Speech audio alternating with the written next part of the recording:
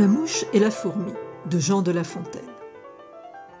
La mouche et la fourmi contestaient de leur prix. « Oh, Jupiter !» dit la première, « faut-il que l'amour-propre aveugle les esprits d'une si terrible manière qu'un vil et rampant animal à la fille de l'air ose se dire égal. Je hante les palais, je m'assieds à ta table. Si l'on t'immole un bœuf, j'en goûte devant toi. Pendant que celle-ci, chétive et misérable, vit 3 jours d'un fétu qu'elle a traîné chez soi.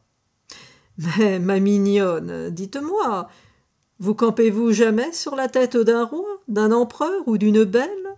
Je le fais, et je baise un beau sein quand je veux. Je me joue entre des cheveux. Je rehausse d'un teint la blancheur naturelle.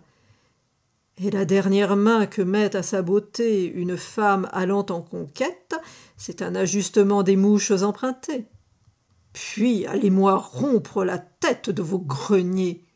« Avez-vous dit, lui répliqua la ménagère, vous hantez les palais, mais on vous y maudit.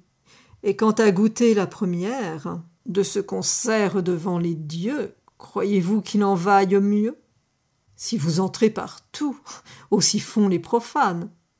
Sur la tête des rois et sur celle des ânes, vous allez vous planter, je n'en disconviens pas, et je sais que d'un prompt trépas, cette importunité bien souvent est punie. Certains ajustements, dites-vous, renjolis. J'en conviens. Il est noir ainsi que vous et moi. Je veux qu'il ait nom mouche.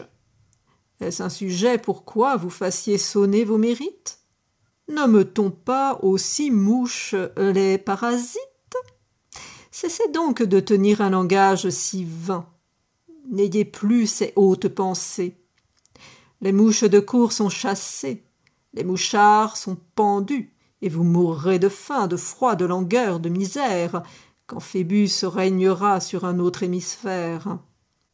Alors je jouirai du fruit de mes travaux. Je n'irai par monts ni par vaux m'exposer au vent, à la pluie. Je vivrai sans mélancolie. Le soin que j'aurai pris de soin m'exemptera.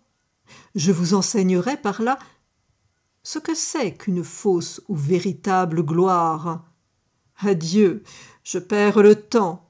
Laissez-moi travailler, ni mon grenier ni mon armoire ne se remplit à babiller.